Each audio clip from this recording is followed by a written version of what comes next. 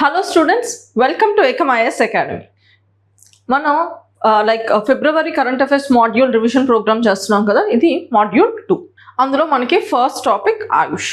So ఇది న్యూస్లో ఎందుకుందంటే మన ఫైనాన్స్ మినిస్టర్ నిర్మలా సీతారామన్ గారు ఒక ప్రపోజల్ పెట్టారన్నమాట.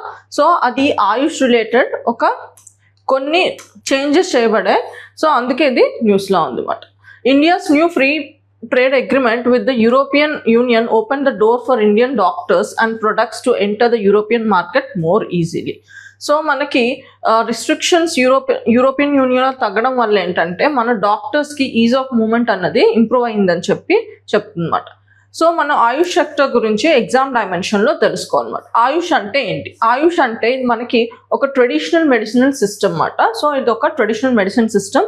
సో ముఖ్యంగా ఒక పర్టికులర్ మెడిసిన్ సిస్టమ్ కాదు, మనం న్యాచురోపతి ఇలాంటివి ఉంటాయి కదా, ఇలాంటివి కొన్ని కైండ్ ఆఫ్ సర్వీసెస్ అన్నీ కలిపి మెడిసినల్ సిస్టమ్ అంతా కలిపి ఆయుష్ అంటాం అన్నమాట. అదేంటంటే ఆయుర్వేద, యోగా, ఉనాని, సిద్ధ, homeopathy. It includes clinics, wellness centers, research, herbal products, education, and holistic healthy practices. Okay, so the sector is governed by the Ministry of Ayush. So దీనిని regulate చేయడానికి ఒక మినిస్ట్రీ కూడా ఉంది, అదే మినిస్ట్రీ ఆఫ్ ఆయుష్ మాట. ఇది 2014లో ఎస్టాబ్లిష్ అయింది. Institutional framework. So ఆయుష్ని regulate చేయడానికి ఇండియాలో ఎలాంటి ఇన్స్టిట్యూషనల్ ఫ్రేమ్వర్క్ ఉన్నాయి? ఇన్స్టిట్యూషనల్ ఫ్రేమ్వర్క్ అంటే దానికి రిలేటెడ్ చట్టమైనా ఆర్ దాన్ని ప్రాపర్గా హ్యాండిల్ చేయడానికి డెడికేటెడ్ ఆర్గనైజేషన్ అయినా ఇలా ఆర్ ఏదైనా పాలసీస్ అయినా ఇవన్నీ కలిపితే మనం ఇన్స్టిట్యూషనల్ సెటప్ అంటారు అన్నమాట. సో ఆయుష్ని హ్యాండిల్ చేయడానికి మనకి నేషనల్ ఆయుష్ మిషన్ అని చెప్పి ఒకటి ఉంది అన్నమాట. Core policy instrument to integrate Ayush into public health care అన్నమాట. సో మన పబ్లిక్ హెల్త్ కేర్ సిస్టంలో ఆయుష్ని కూడా ఒక ఇంటిగ్రేటెడ్ హెల్త్ డైమెన్షన్లో కన్సిడర్ చేయడానికి తీసుకొచ్చిన మిషన్ అన్నమాట. మనం జనరల్గా అలోపతిని యూజ్ చేస్తాం కదా, సో మనకి పబ్లిక్ హెల్త్ పాలసీలో మనం హెల్త్ డైమెన్షన్లో అలోపతిని కామన్గా యూజ్ చేస్తారు. సో అందులో ఆయుష్ని కూడా ఇంటిగ్రేట్ చేయడం జరిగింది అన్నమాట. Co-location of Ayush facilities in PHCs, CHCs and district hospitals. So ఈ పాలసీ ద్వారా ఏంటంటే మనకి మన ప్రైమరీ హెల్త్ కేర్ ఫెసిలిటీస్ ఉంటాయి కదా, మన రెగ్యులర్ పబ్లిక్ హెల్త్ కోసం ఎస్టాబ్లిష్ చేసిన ఇన్స్టిట్యూషన్స్ అయినా హాస్పిటల్స్ అయినా అందులో మనకి ఆయుష్ గురించి ఒక పర్టికులర్ లొకేషన్ కూడా ఫిక్స్ చేయాలనుకుంటున్నారు అన్నమాట. Strengthening Ayush infrastructure and human resources. Institutes of national importance. అలే కాకుండా మనకి ఆయుష్లో ట్రైన్ అవుతున్న డాక్టర్స్ని కూడా ఇంక్రీజ్ చేయాలనుకుంటున్నారు. అందుకే మనకి all India institute of Ayurveda, national institute of homeopathy Kolkata and dedicated national institute for సిద్ధ, యునాని, యోగా అండ్ న్యాచురోపతి ఇలా మనకి ఇంట్రడ్యూస్ చేయాలనుకుంటున్నారు అన్నమాట. Regulatory and research bodies. So మనకి వన్ ఆఫ్ ద కంప్లైంట్ ఏంటంటే మనకి ఈ పర్టికులర్ ఆయుష్, ముఖ్యంగా ఆయుర్వేద అండ్ ఇలాంటి ట్రెడిషనల్ మెడిసిన్స్లో కంప్లైంట్ ఏమని చెప్తారు అంటే ఇది నాట్ ప్రాపర్లీ రీసెర్చ్ నాలెడ్జ్ అని చెప్తున్నారు అన్నమాట. సో దీన్ని ఓవర్కమ్ చేయడానికి ఈవెన్ ఇప్పుడు ఈ మిషన్లో రీసెర్చ్ని కూడా ఎంకరేజ్ చేస్తున్నారు అన్నమాట. Regulatory and research bodies, central council for research in ayurvedic sciences, national commission for India system of medicine and national commission for homeopathy అన్నమాట. ఓకే, అండ్ అలాగే మెడిసినల్ ప్లాంట్ ప్రమోషన్. సో మనకి national medicinal plants board work చేస్తుంది. మనకి 32 state బోర్డ్స్తో అది integrate అయ్యి work చేస్తుంది అన్నమాట. So మనకి support quality cultivation, value chains and exports అన్నమాట. Flagship schemes. ఇలా మనకి స్పెసిఫిక్గా మనకి ఇన్స్టిట్యూషనల్ సపోర్ట్ కాకుండా స్పెసిఫిక్గా మనకి కొన్ని స్కీమ్స్ కూడా ఉన్నాయి. That is Ayur Gyan, educational capacity building అన్నమాట. దెన్ ఆయుష్ స్వస్థ యోజన, ఇది community health and prevention care using Ayush systems అన్నమాట. సో అలాగే మనకి 2026 to 27లో బడ్జెట్లో కొంత మనీ కూడా ఎలికేట్ అయింది. సో అదెంత మనకి it's total allocation reach 4,408 crores up from 3,992 crores అన్నమాట. సో మనకి ఇంత అంటే ఈవెన్ ఆయుష్ మీద గవర్నమెంట్ కూడా ఎక్కువ ఇంట్రెస్ట్ చూపిస్తుందని చెప్పడానికి ఇదొక చిహ్నం అని చెప్పొచ్చు. ఎందుకంటే బడ్జెట్ ఎలికేషన్స్ కూడా ఇంప్రూవైజ్ అవుతున్నాయి. సో మనకి స్టాండర్డ్ ఆఫ్ ఆయుష్ కూడా పెరుగుతుంది అన్నమాట. Thwaites Glacier. సో ఇది మనకి న్యూస్లో ఉంది. Scientists have raised concerns over the Thwaites Glacier, which is nicknamed the Doomsday Glacier, as it is melting at the unprecedented rate because of the climate change fueled by human activities. So ఇక్కడ ఏంటంటే ఈ Thwaites Glacier దగ్గర దీనికి Doomsday Glacier అని కూడా అంటారు అన్నమాట. ఎందుకంటే ఇక్కడ మనకి ఐస్ మెల్టింగ్ అన్నది చాలా ఫాస్ట్ రేట్లో అవుతుందన్నమాట. అందుకే ఇది డూమ్స్డే గ్లేషియర్ అని చెప్పి అంటారన్నమాట. సో ఈ ఐస్ మెల్టింగ్ అన్నది దేనివల్ల ట్రిగర్ అయిందంటే హ్యూమన్ యాక్టివిటీస్ వల్ల క్లైమేట్ చేంజ్ అయ్యి దానివల్ల ట్రిగర్ అయిన ఐస్ మెల్టింగ్ ప్రాసెస్ అన్నమాట. సో థవేట్స్ గ్లేషియర్ గురించి ఇంకొన్ని వివరాలు తెలుసుకోవాలన్నమాట. It's an outflow glacier of the West Antarctica ice sheet flowing in the Amundsen Sea మాట. ఓకే, సో ఇది మనకి వెస్ట్ అంటార్క్టికాలో ఉన్న పర్టికులర్ గ్లేషియర్ అనమాట. The West Antarctica ice sheet is one of the 16 climate tipping elements on the planet. So ఇది one of the మనకి ఈ west Asian ice sheet అన్నది మనకి క్లైమేట్ టిప్పింగ్ ఎలిమెంట్స్ అని చెప్పి కొన్ని ఉంటాయి. క్లైమేట్ టిప్పింగ్ ఎలిమెంట్స్ అంటే మనకి క్లైమేట్ చేంజ్ వల్ల కొన్ని పర్మనెంట్ చేంజెస్ అంటే కొన్ని చేంజెస్ అయిపోతాయి అన్నమాట. అంటే ఫర్ ఎగ్జాంపుల్ ఐస్ మెల్టింగ్ అన్నది one of the like impact of climate change. అలాగే టెంపరేచర్ రైజ్ అండ్ రెయిన్ఫాల్స్ అన్నవి ఇర్రెగ్యులర్ రెయిన్ఫాల్స్, ముఖ్యంగా ఒక ప్యాటర్న్ ఫాలో అవ్వకుండా ఇర్రెగ్యులర్ రెయిన్ఫాల్స్, ఇలాంటివన్నీ మనకి one of the like climate change అవుతుంది అని చెప్పడానికి వన్ ఆఫ్ ద సిమ్టమ్స్ అని చెప్పుకోవచ్చు మాట. సో ఇలా మనకి క్లైమేట్ టిప్పింగ్ ఎలిమెంట్స్ అని కొన్ని ఉంటాయి. క్లైమేట్ టిప్పింగ్ ఎలిమెంట్స్ ఏంటంటే మనం ఈ క్లైమేట్ చేంజ్ ఎందుకు వచ్చింది, హ్యూమన్ యాక్టివిటీస్ వల్ల మనకి న్యాచురల్ రీజన్స్ ఉంటాయి అండ్ అలాగే ఆర్టిఫిషియల్ రీజన్స్ ఉంటాయి. అలాగా మనకి న్యాచురల్ రీజన్స్ కన్నా మనకి హ్యూమన్ ఇండ్యూస్డ్ యాక్టివిటీస్ అంటే ఎక్సెసివ్ ఇండస్ట్రియలైజేషన్ చేయడం వల్ల, సో దానివల్ల కార్బన్ డైఆక్సైడ్ మనకి గాల్లో పెరిగిపోవడం వల్ల దానివల్ల టెంపరేచర్స్ రేజ్ అయ్యి దాన్నే గ్లోబల్ వార్మింగ్ అంటున్నాం. గ్లోబల్ వార్మింగ్ వల్ల మనకి క్లైమేట్ చేంజ్ వస్తుంది.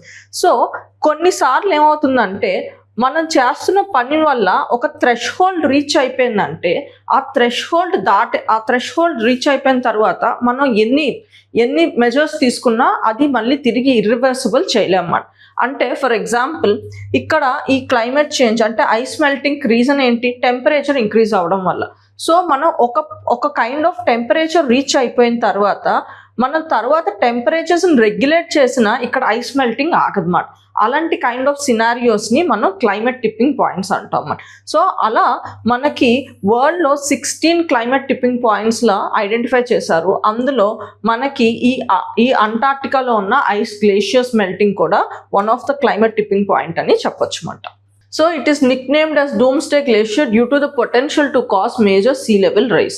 So మనకి ఐస్ మెల్ట్ అయితే ఏమవుతుంది, వాటర్ అన్నది సీలో ఇంక్రీజ్ అవుతుంది. ఎందుకంటే డూమ్స్డే ఎందుకంటామంటే సో ఇక్కడ వాటర్ మెల్ట్ అవ్వడం వల్ల సీ లెవెల్ రైజ్ అన్నది లైక్ మనకి ఒక సినారియో, దానివల్ల ఎప్పటికైనా ఇంపాక్ట్ ఉంటుంది కాబట్టి డూమ్స్డే గ్లేషియర్ అని చెప్పి అంటున్నారు అనమాట.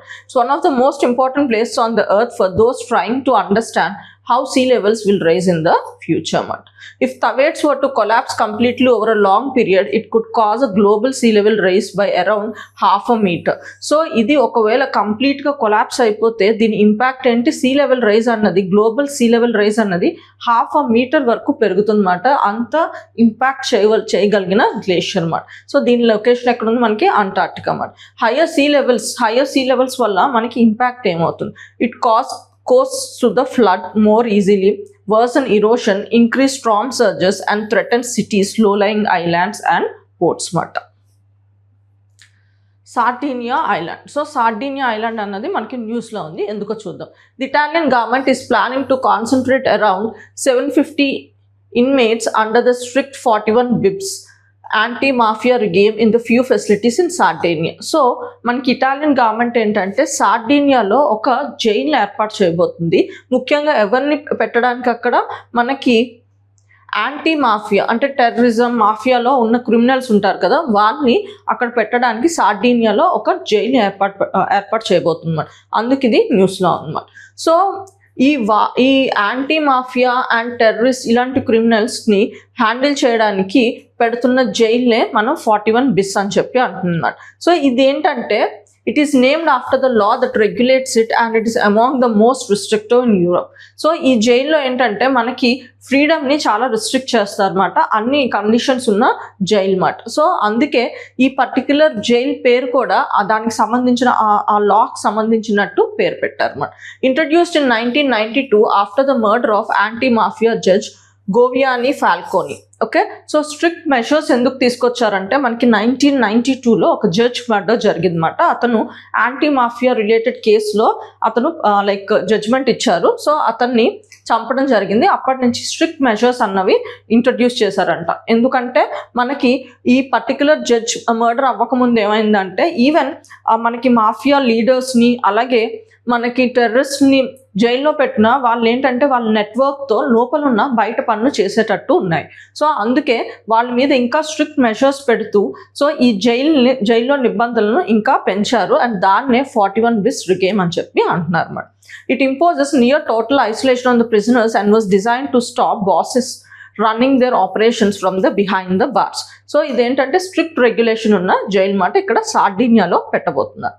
సో సార్డినియా గురించి మనం ఎగ్జామ్ డైమెన్షన్లో జాగ్రఫీ డైమెన్షన్లో తెలుసుకోవాలన్నమాట. It is situated in Italy and lies in the Western Mediterranean near Corsica and north of Africa. But it features mountainous terrain of granite and sitch which Mount La Marmora as a highest point and enjoys a subtropical Mediterranean climate.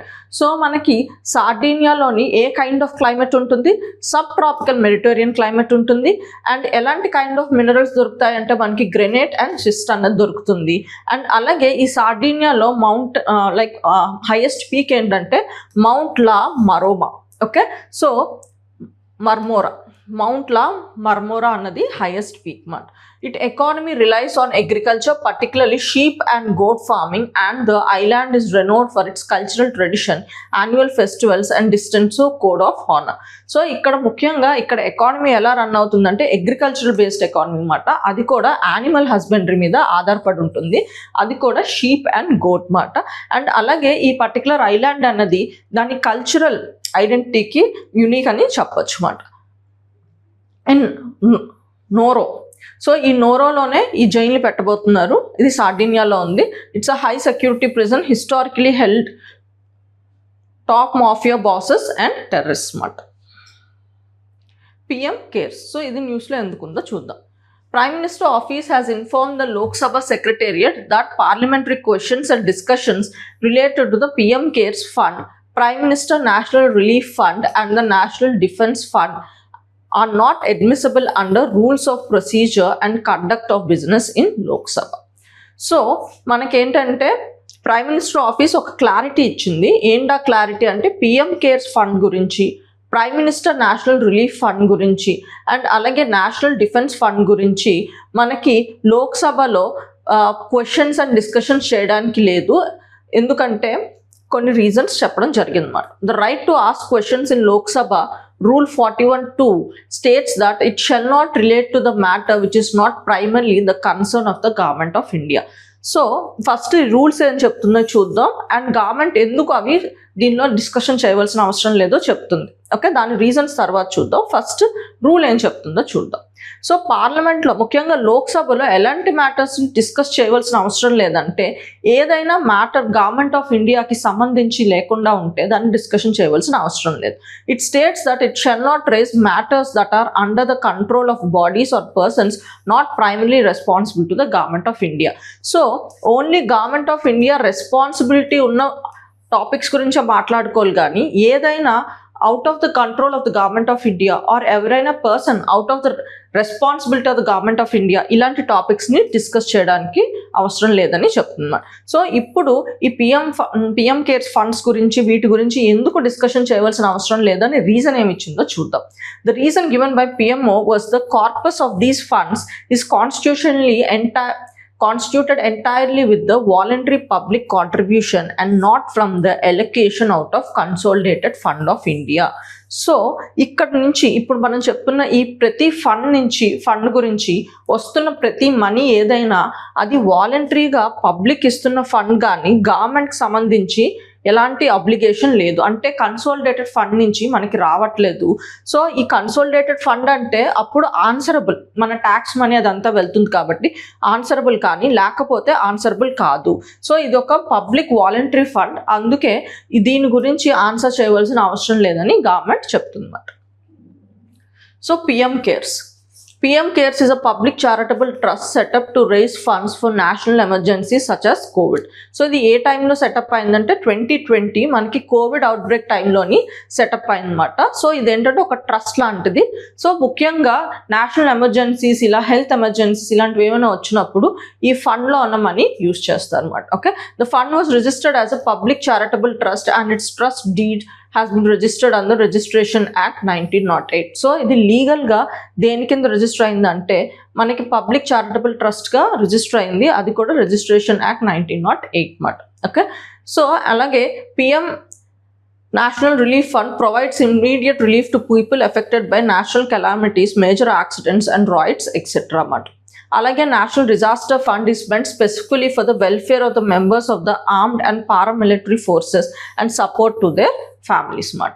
Okay, disaster fund కాదు, national defence fund. Ethylene glycol. So ethylene glycol అనేది మనకి న్యూస్లో ఉంది. The Tamil Nadu government has banned a batch of almond kit cough syrup after detecting ethylene glycol contamination. So మనకి Tamil Nadu government ఏంటంటే మనకి almond cough కిట్లో ethylene glycol చూసి దాన్ని బ్యాన్ చేయడం జరిగింది.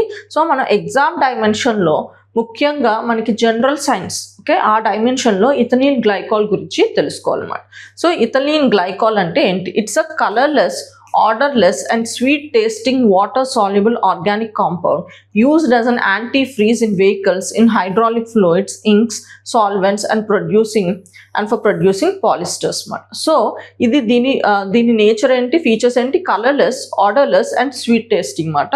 దీని అప్లికేషన్స్ ఏంటి? ఇది యాంటీ ఫ్రీజ్గా యూజ్ చేస్తారు అనమాట, అంటే గడ్డ కట్టనవ్వకుండా ఉంటుంది అనమాట. సో అందుకే వీటి అప్లికేషన్స్ వెహికల్స్లోని, హైడ్రాలిక్ ఫ్లూయిడ్స్లోని, ఇంక్ సాల్వెంట్స్లోని, అలాగే పాలిమర్స్ ప్రొడక్షన్లోని యూజ్ చేస్తారు అన్నమాట. కానీ దీని నేచర్ ఏంటి? Highly toxic with automotive antifreeze as a common poisoning source leading to fatal outcomes even in small amounts. So ఇదేంటంటే జనరల్గా స్వీట్ టేస్ట్ ఇస్తుందన్నమాట, ఓకే, ఆర్టిఫిషియల్ షుగర్ లాగా.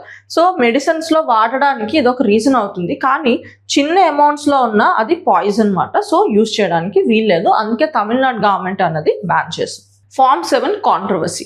So ఈ Form 7 controversy ఏంటో చూద్దాం. The bulk submission of Form 7 application by anonymous or a fraudulent actors during the ongoing special intensive revision of electoral rolls has triggered controversy over possible misuse of the voter deletion process మాట. Okay, so మనకి ఈ special intensive revision అవుతుంది కదా మన voter roles అన్నవి update చేయడానికి. So అందులో ఏంటంటే ఈ ఫార్మ్స్ ఆఫ్ అప్లికేషన్ని మిస్యూజ్ చేస్తున్నారు అనమాట. సో ఇక్కడ మన ఎగ్జామ్ డైమెన్షన్లో ఈ Form 7 అప్లికేషన్ ఏంటో తెలుసుకోవాలి, ఎలా మిస్యూజ్ అవుతుందో తెలుసుకోవాలన్నమాట. సో Form 7 అంటే ఏంటి? Form 7 is used to object to the inclusion of the name in the electoral rolls including one's own name. So ఈ Form 7 ఏంటంటే ఎవరైనా మన ఎలక్టోరియల్ రోల్స్లో ఆ లిస్టింగ్లో ఎవరిదైనా నేమ్ యాడ్ చేస్తున్నప్పుడు దానికి అబ్జెక్షన్ ఉంటే అది ఈ Form 7 ద్వారా మనం రైజ్ చేయొచ్చు మాట. అది ఈవెన్ మన ఓన్ నేమ్ కూడా యాడ్ చేసినా మనం రైజ్ చేయొచ్చు మాట. Okay, grounds for objection include death of the voter. So ఎలాంటి గ్రౌండ్స్ మీద మనం ఈ Form 7ని అప్లై చేయొచ్చు? సో ఎప్పుడైనా ఓటర్ ఇంక్లూడ్ అయిపోయిన ఓటర్ చనిపోయి ఉంటే, లేకపోతే డూప్లికేట్ ఎంట్రీ. సో మళ్ళీ మనం ఇప్పుడు ఒక కాన్స్టిట్యుయెన్సీలో మన పేరు ఉంది, ఇంకో కాన్స్టిట్యుయెన్సీలో కూడా అలా ఉందనుకోండి. సో అలాంటి సిచ్యువేషన్లోనూ, లేకపోతే ఆల్రెడీ ఎంటర్ అయ్యి మళ్ళీ ఎంటర్ అయింది అనుకోండి, అది డూప్లికేట్ ఎంట్రీ మాట. Okay, shifting of the residence. So మన రెసిడెన్స్ మారిపోయిన, ineligibility due to age, citizenship or misrepresentation. So ఇలాంటి రీజన్స్తో మనం అబ్జెక్షన్ని రేస్ చేయొచ్చు మాట. So legal basis governed by section 13(2) of the Registration of the Electors Rules 1960 framed under the Representation of the People Act 1950. So ఈ particular Form 7 అన్నది ఎలా మనకి ఏ particular legal basing ఉందంటే representation of the people act 1950 మాట. అన్ objection must be filled by the person who's name is already included in the electoral rolls. Booth level agents are also permitted to file objections. But recent change ఏముందంటే మనకి 2022లో the Election Commission amended Form 7 rules to allow any voter within the constituency to file objection instead of the restricting to the voters from the same polling booth, thereby widening its scope. So ఇప్పుడు misuse అవ్వడానికి కారణం ఏంటంటే 2022లో ఒక change తీసుకొచ్చారు. So ఈ Form 7 అన్నది earlier మనకి ఎవరు రైజ్ చేయొచ్చు అంటే ఎవరైనా member that belongs to same polling booth మాట. ఇప్పుడు పోలింగ్ బూత్ కాస్త సేమ్ కాన్స్టిట్యుయెన్సీలో ఎవరైనా ఇక్కడ ఈ చెప్పిన రీజన్స్ బట్టి ఈ ఫామ్ 7ని లైక్ మనకి సబ్మిట్ చేయొచ్చు మాట. దీనివల్ల ఇది మిస్యూజ్ అయిందన్నమాట. So verification process. సో ఒకసారి మనం ఫామ్ 7ని సబ్మిట్ చేస్తే అది కంప్లీట్గా ఎలక్టోరియల్ రోల్లో మన పేరు తీయాలి కదా డిఫరెంట్ రీజన్స్తో, అంటే డూప్లికేషన్ వల్ల, లేకపోతే ఏజ్ సరిపోక వల్ల, లేకపోతే సిటిజన్షిప్ రాంగ్ అంటే సిటిజన్షిప్ లేకుండా వాళ్ళకి ఓటు హక్కు వచ్చి ఇలాంటివి ఏమైనా ఉంటే సో అవి చెక్ చేసుకునే ప్రాసెస్ కూడా ఉందన్నమాట. ఈజీగా ఓటు హక్కు తీయలేరు. సో ఆ ప్రాసెస్ ఏంటో చూద్దాం. After submission booth level officer conducts physical verification. So ఇక్కడ గుర్తుంచుకోండి, ఎగ్జామ్ డైమెన్షన్లో ఎవరు ఇది లైక్ ఈ వెరిఫికేషన్ ప్రాసెస్ చూస్తారంటే బూత్ లెవెల్ ఆఫీసర్ దీని రెస్పాన్సిబిలిటీ చూసుకుంటారు. ఇన్ కేస్ ఆఫ్ డెత్ అయితే death certificate and confirmation by the 3 neighbors are required. So చనిపోవడం వల్ల ఫామ్ 7 సబ్మిట్ చేస్తే డెత్ సర్టిఫికేట్ అడుగుతారు అండ్ అలాగే ముగ్గురు నేబర్స్ని కన్ఫర్మ్ చేసుకుంటారు. If the voter is absent, BLO must make 3 visits to verify shifting of the residents. Okay, the concerned voter is issued a notice and given an opportunity for hearing. So even though ఇవన్నీ అయిపోయిన తర్వాత కూడా ఒకవేళ ఆ concern ఓటర్కి notice ఇస్తారు and అలాగే opportunity ఇస్తారు అన్నమాట అతను ఏదైనా చెప్పుకోవాల్సింది ఉంటే. So appeals against electoral registration office decision can be filed before the district magistrate with in 15 days. So appeals ఏవైనా ఇక్కడ తీసుకున్న నిర్ణయానికి అపీల్ ఏదైనా మనకి డిస్ట్రిక్ట్ మెజిస్ట్రేట్లో మనం వెళ్ళొచ్చు 15 daysలో. ఓకే, అండ్ అలాగే filing of false declaration is punished under section 32 of the Representation of People Act 1950 with imprisonment up to 1 year or fine or both. Bonded Labor Abolition Act 1976, 50 years of abolition law. So అందుకే ఇది news లో అన్నమాట. So bonded labour అంటే ఏంటి? Bonded labour are డెబ్ట్ bondage is defined as a condition where money is lent in such a way that the debtor is forced to pay back through labour instead of money. So bonded labour ఎలాంటి కేసెస్లో అవుతుందంటే, so ఎవరైనా ఒక person ఇంకొక person దగ్గర money తీసుకున్నాడు అనుకోండి. So ఈ మనీ తీసుకున్నాడు, అప్పు తీసుకున్నాడు. సో ఈ పర్సన్ ఏంటంటే రీపే చేయలేని స్థితిలో ఉంటే సో ఇతను ఏం చేస్తాడంటే అతని చేత పని చేయించుకుంటాడు, కానీ అతనికి ఏ కైండ్ ఆఫ్ పేమెంట్ ఇవ్వరన్నమాట. అలాంటి దాన్ని బాండెడ్ లేబర్ అని చెప్పి అంటారు. సో దీన్ని అబాలిష్ చేయడానికే bonded labour system abolition act అన్నది మనకి 1976లో వచ్చిందన్నమాట. ఓకే, సో ఈ పర్టికులర్ యాక్ట్ ఎందుకు వచ్చిందంటే మనకి ఫండమెంటల్ రైట్ అయిన ఆర్టికల్ 23ని ఎనాక్ట్ చేస్తూ వచ్చింది. ముఖ్యంగా మనకి prohibition of trafficking and force labour మాట అందుకు వచ్చిన యాక్ట్ మాట. And bonded labor was deeply enriched due to poverty, caste hierarchies, landlessness and indebtedness. So bonded labor continue అవ్వడానికి కారణాలు ఏంటంటే పవర్టీ ఒకటి, కాస్ట్ హైరార్కీస్ ఒకటి, ల్యాండ్లెస్నెస్ ఒకటి అండ్ అలాగే ఇండెబెట్నెస్ మాట, అప్పు తీసుకొని దాన్ని కట్టలేకుండా ఉండే పరిస్థితి. India ratified ILO convention number 26. So మనకి ILO కన్వెన్షన్లో కూడా ఇండియా మనకి బాండెడ్ లేబర్ గురించి కొన్ని కన్వెన్షన్ సైన్ చేసింది. That is force labour 1954 strengthening the legal obligation. So ఇది మనం సైన్ చేస్తే మనం ఇది గ్యారంటీగా ఇంప్లిమెంట్ చేయాలన్నమాట. అందుకే మనం ఈ పర్టికులర్ లా తీసుకురావడం ఒక నెసెసిటీ కూడా అయిపోయింది అన్నమాట. సో ఆబ్జెక్టివ్స్ ఏంటి? Abolish the bonded labour system, free bonded labours and extinguish their debits, prevent economic and social exploitation, provide a legal framework for rehabilitation. So ఈ చట్టం వల్ల వీటిని మనం అచీవ్ చేయాలి అనుకుంటున్నాం అన్నమాట. Right of way delays. So ఇది ఎందుకు న్యూస్లో ఉంది?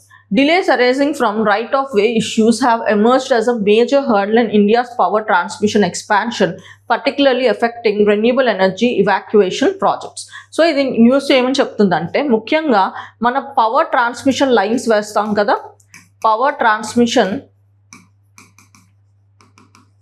లైన్స్ ఇది ఒక ఇన్ఫ్రాస్ట్రక్చర్ కదా. సో ఇవి మనకి డిలే అవుతున్నాయంట. ముఖ్యంగా renewable energy related projects delay ఎందుకు అవుతున్నాయంటే మనకి రైట్ ఆఫ్ వే విషయాలు వన్గా మనకి రైట్ ఆఫ్ వే డిలేస్ మాట. So delays arising from right of way issues have emerged as a major hurdle in India's power transmission expansion, particularly affecting renewable energy evacuation projects. So ఇది న్యూస్లో ఎందుకుందంటే మనకి ఇండియాలో power lines వేస్తారు కదా, so అది ఒక infrastructure. So ఈ power lines వేస్తున్న ప్రాసెస్లో అవి డిలే అవుతున్నాయి. ఎందుకంటే మనకి రైట్ ఆఫ్ వే ఈ పర్టికులర్ ప్రావిజన్ వల్ల ఇష్యూస్ వస్తున్నాయి, సో అది మనం అది ప్రాపర్గా ఇంప్లిమెంట్ అవ్వట్లేదు, సో దానివల్ల మన పవర్ ఎక్స్పాన్షన్ లైన్ అన్నది కాంప్రమైజ్ అవుతుంది అని చెప్తున్నారు అనమాట. ముఖ్యంగా ఇది రెన్యూబుల్ ఎనర్జీ మీద ఇంపాక్ట్ అవుతుంది. సో ఇప్పుడు రైట్ ఆఫ్ వే అంటే ఏంటో తెలుసుకుందాం. Right of way refers to the strip of land beneath and adjacent to a transmission line required for a construction, operation and maintenance. So ఇదేంటంటే రైట్ ఆఫ్ వే ఏంటంటే ఇప్పుడు మనం పవర్ లైన్స్ వేస్తాం ఆకాశంలో. సో జనరల్గా మనం పవర్ లైన్స్ వేస్తాం కదా, ఆర్ ట్రాన్స్ఫార్మర్ ఏదో ఒకటి పెడతాం. సో ఈ పవర్ లైన్స్ వేస్తున్నప్పుడు సో దాని కింద ఉన్న ల్యాండ్ అండ్ దాని తర్వాత కూడా కొంచెం పక్కన ఉన్న ల్యాండ్ కూడా మనకి ఆ పవర్ లైన్ వాళ్ళే హ్యాండ్ ఓవర్లో ఉంటుందన్నమాట. దాన్నే రైట్ ఆఫ్ వే అని అంటున్నారు. ఎందుకు దీన్ని ఉంచుకోవాలి, ఈ పర్టికులర్ ల్యాండ్ని వాళ్ళు ఎందుకు ఉంచుతారు అంటే వాళ్ళు కన్స్ట్రక్షన్ కోసం, అలాగే ఆపరేషన్ కోసం, మెయింటెనెన్స్ వర్క్ కోసం. సో ఇప్పుడు మనకి కరెంట్ పోల్స్ వేస్తారు. సో ఈ కరెంట్ పోల్స్ దగ్గర మనకి ఫర్ ఎగ్జాంపుల్ ఆ పక్కనున్న ఏదైనా ఇల్లు ఏదైనా ఉందంటే కొంత స్పేస్ వదిలేసి చేయమంటారు అన్నమాట. ఎందుకంటే ఇక్కడ ఏమైనా రిపేర్ వర్క్స్ వస్తే వాళ్ళు ఏదైనా అక్కడ పని చేయాల్సి వస్తుంది, అండ్ అలాగే సేఫ్టీ ఇష్యూస్ కూడా కొంత డిస్టెన్స్ మాత్రం మెయింటైన్ చేయాలనుకుంటారు అన్నమాట. అలాగే ఇప్పుడు ఫర్ ఎగ్జాంపుల్ ఇంకో ఎగ్జాంపుల్ తీసుకుంటే, మనం ఇప్పుడు ఒక రైతు ఉన్నాడు, సో అతను ఫామ్ ల్యాండ్ ఉంది. సో ఇక్కడ ఏంటంటే ఇక్కడ పైనుంచి పవర్ లైన్ వెళ్తుంటే ఇతను ఫామ్ ల్యాండ్ ఉండడం వల్ల ప్రాబ్లం లేదు, కానీ అక్కడ ఏ బిల్డింగ్ మాత్రం కట్టకూడదు, అంటే పవర్ లైన్స్ ఇంపాక్ట్ అయ్యే పెద్ద బిల్డింగ్ మాత్రం కట్టకూడదు, ఎందుకంటే it's against the right of way మాట. Okay, it is known as a transmission corridor which ensures minimum safety clearance మాట. So right of way ensures compliance with the electromagnetic field exposure norms and safety standards. So safety standards and alage radiation norms ni దానికి అనుగుణంగా తీసుకున్న ఒక measure మాట. It allows utilities to prevent obstruction from tall trees, buildings or other structures that may interfere with the transmission lines. Tea Board of India. So ఇది మనకి న్యూస్లో ఉంది. So it was set up as a statutory body in 1954 under the Tea Act 1953 మాట. It was established on the purpose of regulating the Indian tea industry and protecting the interest of tea producers in India మాట. So all tea produced in the tea growing areas of India are administered by Tea Board. So మనకి tea produce చేస్తున్న అన్ని areas మనకి tea board నుంచి tea board వల్ల regulate అవుతున్నాయి అన్నమాట. Tea board consist of 32 members including chairman and deputy chairman appointed by Government of India representing different sections of the tea industry. The board's head office is in Kolkata. Geographical condition for tea production. So tea production elanti conditions lo manaki baga grow avutundo kuda telusukoవాలి. Tea plant grows in tropical and subtropical climates. Climate paranga manaki tropical and subtropical areas lo grow avutundi. Tree bushes require a warm and moist frost free climate. So manaki warm and moist frost free అంటే fog ఇలాంటివి ఏవి లేకుండా ఉన్న climate మనకి through out the year కావాలి. So it requires deep and fertile well drained soil rich in humus and organic matter. So అందుకే ఇవి ఏంటంటే కొండ స్లోప్స్ మీద ఇవి గ్రో చేస్తారు, ఎందుకంటే వాటర్ అన్నది డ్రైన్ అయిపోతూ ఉండాలి, అక్కడే ఆగిపోకూడదు అన్నమాట. Okay, temperature average annual temperature ఎంత మెయింటైన్ చేయాలి అంటే మనకి 15 to 23 degrees Celsius ఉండాలన్నమాట. ఓకే, సో precipitation అంటే రెయిన్ఫాల్ రిక్వైర్మెంట్ ఎంత ఉండాలి? It is between 150 to 200 centimeters. Frequent showers evenly distributed over year ensures continuous growth of the tender leaves. So ఇది మనకి 150 to 200 centimeters ఉండాలి, అండ్ అది ఫ్రీక్వెంట్గా ఉండేటట్టు ఉండాలన్నమాట. సో మనకి మేజర్ టీ ప్రొడ్యూసింగ్ స్టేట్స్ ఇండియాలో ఎక్కడ ఉన్నాయంటే అస్సాం, హిల్స్ ఆఫ్ డార్జిలింగ్, అదే వెస్ట్ బెంగాల్లో, అండ్ అలాగే మనకి తమిళనాడు అండ్ కేరళ కూడా మనకి టీ ప్రొడ్యూసింగ్ స్టేట్స్ అనేది చెప్పాలన్నమాట. Network readiness index report 2025. So ఈ ఇండెక్స్ అన్నది మనకి రీసెంట్గా రిలీజ్ అయింది ఫిబ్రవరిలో. సో అందుకే ఇది న్యూస్లో ఉంది. India is placed at 45th rank. So మన స్కోర్ ఎంత 54.43 out of 100 మాట మనకి ఈ పర్టికులర్ రిపోర్ట్ ప్రకారం. So report has been prepared by Fortillans Institute, an independent non-profit research and educational institute based in Washington, D.C. The report maps the network-based readiness landscape of the 127 economies based on the performance in 4 pillars. So, ఈ report అన్నది మనకి దేని మీద ఆధారపడి అంటే marks దేని మీద ఏ parameters ఆధారపడి ఉంటుందంటే బ్రాడ్లీ 4 పారామీటర్స్ ఉన్నాయి. సో మన ఎగ్జామ్ డైమెన్షన్లో గుర్తుంచుకోవాలన్నమాట. ఒకటి టెక్నాలజీ, ఇంకొకటి పీపుల్, ఇంకొకటి గవర్నెన్స్, ఇంకొకటి ఇంపాక్ట్. సో ఎగ్జామ్ డైమెన్షన్లో మనకి ఇండియా పొజిషన్ గుర్తుంచుకోవాలి, ఎవరిచ్చారో గుర్తుంచుకోవాలి, అండ్ అలాగే ఈ ర్యాంకింగ్స్ అన్నవి ఏ పారామీటర్స్లో ఇస్తున్నారో కూడా తెలుసుకోవాలి. ఇంపార్టెంట్గా 4 parameters: technology, people, governance and impact మాట. ఓకే, సో మనకి పర్ఫార్మెన్స్ ఎలా ఉందో చూద్దాం. సో టాప్ 3 నేషన్స్ ఏంటి? USA, ఫిన్లాండ్ అండ్ సింగపూర్ మాట. అండ్ ఇండియా గురించి ఈ రిపోర్ట్ ఏం చెప్పిందో కూడా తెలుసుకోవాలన్నమాట. ఫస్ట్ ర్యాంక్ మనకి కొన్ని కేటగిరీస్లో వచ్చాయి. సో ఏంటంటే annual investment in telecommunication services. So telecommunication సర్వీసెస్లో మన ఇన్వెస్ట్మెంట్ అన్నది ఇంక్రీజ్ అవుతుంది, అందులో మనకి ఫస్ట్ ర్యాంక్ ఉందన్నమాట. అలాగే AI సైంటిఫిక్ పబ్లికేషన్స్లోని, ICT సర్వీసెస్ ఎక్స్పోర్ట్లోని అండ్ కామర్స్ లెజిస్లేషన్లోని మనం మంచిగా పర్ఫామ్ చేస్తున్నాం, అందులో ఫస్ట్ ర్యాంక్ ఉంది. అలాగే సెకండ్ ప్లేస్ తెచ్చుకున్నాం ముఖ్యంగా FTTH బిల్డింగ్ ఇంటర్నెట్ సబ్స్క్రిప్షన్స్లోని, mobile broadband internet traffic within the country, international internet bandwidth, ఇలాంటి వాటిలో మనకి సెకండ్ ర్యాంక్ ఉంది. అలాగే థర్డ్ ర్యాంక్ ఏంటంటే domestic market scale and income ఇన్ఈక్వాలిటీలో మనకి థర్డ్ ర్యాంక్ ఉంది. India is rank second in the group of lower middle income countries మాట. So lower middle income countries మనకి ఇలా గ్రూపింగ్ ఎవరిస్తారంటే వరల్డ్ బ్యాంక్ ఇస్తుంది, అందులో మనకి India second rank తెచ్చుకుందన్నమాట. Ministry of home affairs guidelines on Vande Mataram. So వందే మాత్రం గురించి ministry of home affairs మనకు కొన్ని గైడ్ లైన్స్ ఇచ్చారు, ఏంటో అవి తెలుసుకుందాం. ఇవి ఆల్రెడీ ఉన్నాయి, దీన్ని అప్డేట్ చేశారు అన్నమాట. Ministry of home affairs has issued guide lines directing that national song Vande Mataram be sung or played before the national anthem when both are played at official events. So national anthem mundu ఇది మన national song play చేయాలి ముఖ్యంగా official ఈవెంట్స్లోని అని చెప్పారు అన్నమాట. So ఆ guide lines ఏంటో చెప్పారు. సో ఎలాంటి ఒకేషన్స్లో మనం ప్లే చేయాలో చెప్పారు. Arrival and departure of president at the formal state function, అలాగే before and after presidential address to the nation, arrival and departure of governors or lieutenant governors at the state functions, when national flag is brought on parade, other occasions specified by Government of India. And protocol enti, the official version of approximately 3 minutes and 10 seconds shall be used. So మనకి 3 minutes 10 seconds ఇది అఫీషియల్గా ఇంత టైంలో use చేసి మనం ఆ సాంగ్ని పాడాలన్నమాట. So all 6 స్టాంజర్స్ of వందే మాత్రం including the 4 స్టాంజర్స్ that were set aside by the Congress working committee in 1937.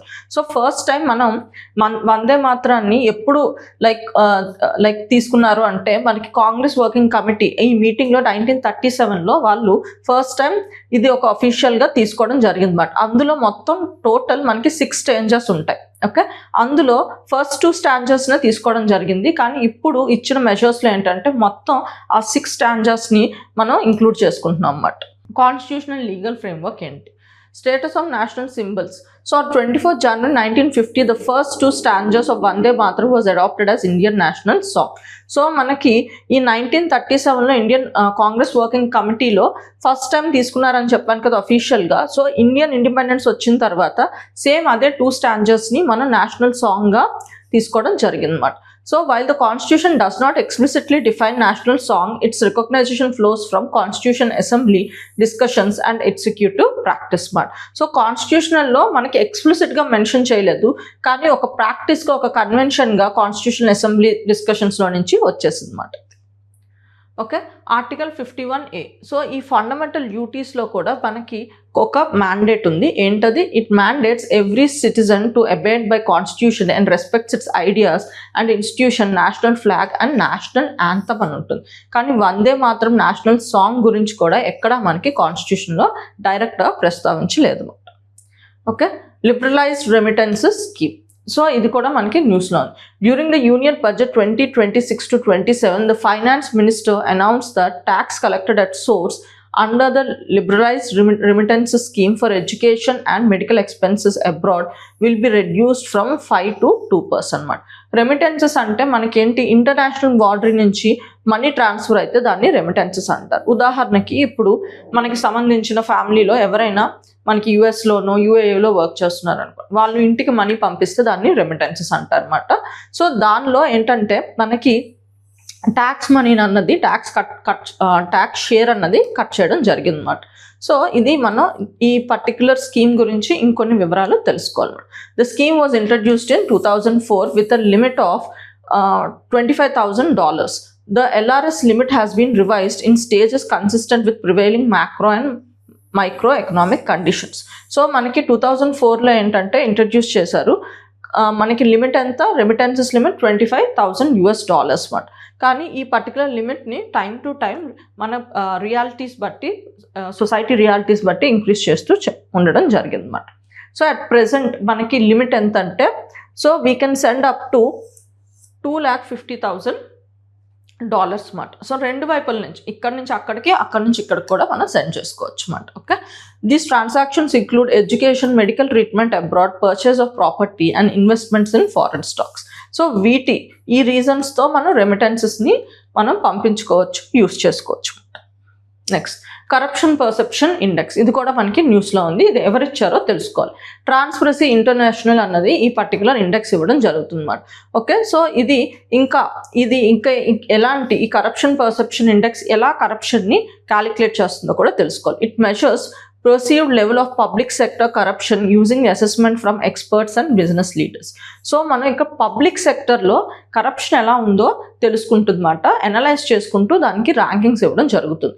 So ఈ అనాలిసిస్ ఎలా చేసుకుంటుందంటే మనకి experts and business leaders opinions తీసుకుంటూ పబ్లిక్ సెక్టర్లో కరప్షన్ ఎలా ఉందో అసెస్ చేస్తుందన్నమాట. ఈ స్కోర్ అన్నది 0 నుంచి 100 వరకు ఇస్తుందన్నమాట. 0 అంటే very high levels of corruption అని చెప్పి, and 100 reflects the clean public sector అన్నమాట. ఓకే, సో ఇప్పుడు హైలైట్స్ ఆఫ్ ద డేటా ఏంటో చూద్దాం. The index evaluated 182 countries based on the perceived public sector corruption using scale from 0 to 100. So trend ఏంటంటే corruption అనేది గ్లోబల్గా version అవుతుంది, అంటే increase అయిపోతుంది. Global లెవెల్లో కరప్షన్ అన్ని చోట్ల ఇంక్రీజ్ అవుతుంది.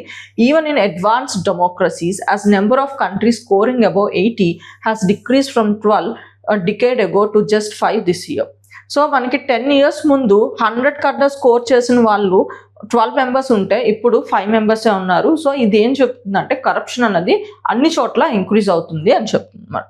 Okay, so it relieved a troubling downward trend with global average score falling to 42 out of 100, the lowest in 10 years. So మనకి గ్లోబల్ యావరేజ్ స్కోర్ ఎంత ఉంది, 42 ఉంది అన్నమాట. సో ఇది లోవెస్ట్ ఇన్ 10 years అన్నమాట. It further pointed out that 122 countries which are more than 2/3 of the total scored under 50 in 2025 CPI. Okay, అలాగే best performing countries ఏంటో చూద్దాం.